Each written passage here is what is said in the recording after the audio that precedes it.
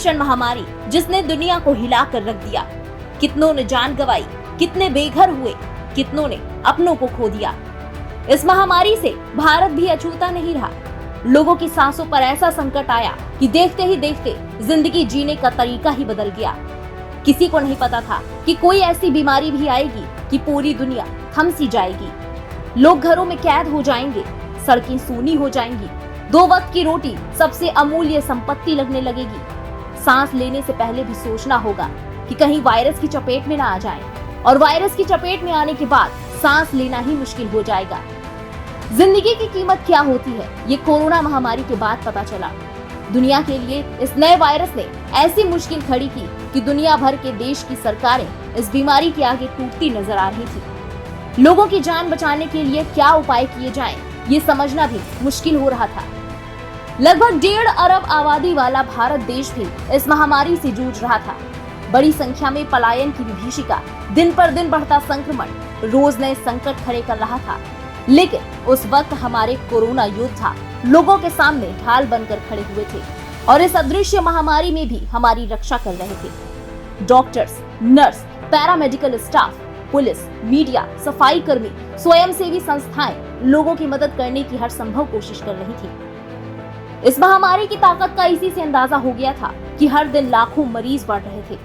दुनिया भर के देशों ने जहां इस महामारी को रोकने के लिए लॉकडाउन लगाया, वहीं हमारी सरकार ने लॉकडाउन के बीच 22 मार्च को जनता कर्फ्यू लगाने की अपील की। वो कर्फ्यू जो जनता द्वारा जनता के लिए हो। हमारे देश के प्रधानमंत्री नरेंद्र मोदी ने जनता को संबोधित किया और कहा कि इस जनता कर्फ्यू का मकसद कोरोना योद्धाओं के प्रति आभार प्रकट करना है। पीएम नरेंद्र मोदी के आह्वान पर देश की जनता ने 22 मार्च 2020 को शाम 5 बजे ताली और थाली बजाकर कोरोना योद्धाओं का मान बढ़ाया। पूरे देश में ताली थाली की ध्वनि गूंज रही थी। पीएम मोदी का ही आह्वान था कि लोग घरों की बालकनी, गेट, बाउंड्री पर कोरोना योद्धाओं के सम्मान में थाली लेकर खड़े हो गए। पूरा आकाश थाली और ताली की गूंज सुन रहा था। पूरे विश्व में भारत ही एक ऐसा देश था जहां इतनी बड़ी संख्या में एक साथ कोरोना वॉरियर्स का सम्मान किया गया। ये वही दिन था जब डॉक्टर्स, पैरामेडिकल स्टाफ, सफाई कर्मियों समेत तमाम कोरोना योद्धाओं का मनोबल ताली थाली की ध्वनि के साथ आसमान छू रहा था। और यही वजह रही कि कोरोना की पहली, दूसरी और तीसरी लहर में हमारे कोरोना वॉरियर्स ने अपनी जान की बाजी लगाकर भी लोगों की रक्षा की। ये पीएम नरेंद्र मोदी की दूरदर्शिता ही थी कि उन्होंने कोरोना योद्धाओं के सम्मान में पूरे देश को एक साथ खड़ा कर दिया। दूसरी कोरोना लहर सबसे ज्यादा भयावह रही जब लोगों की सांसों पर भारीपन चढ़ने लगा।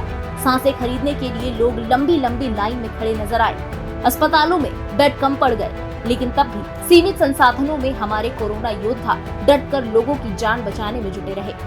कितने ही कोरोना वॉरियर्स दूसरों की जान बचाते बचाते खुद को नहीं बचा पाए और संक्रमण की चपेट में आ गए। 2 साल पहले पीएम मोदी के आह्वान पर ताली और थाली बजाकर जो सम्मान हमने हमारे कोरोना योद्धाओं को दिया, उससे कहीं न कहीं उनकी ताकत, उनका मनोबल, उनका हौसला बढ़ा और इस गंभीर महामारी के दौरान वो चट्टान की तरह जनता के बीच मजबूत रहे।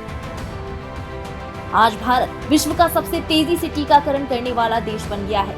लगभग 97 करोड़ से ज्यादा लोग टीकाकरण करवा चुके हैं। देश में अब बूस्टर डोज भी लग रही है। बच्चों के लिए भी टीकाकरण अभियान शुरू हो चुका है। जनता कर्फ्यू के 2 साल बाद भारत पहले की तुलना में बहुत मजबूत हो चुका है।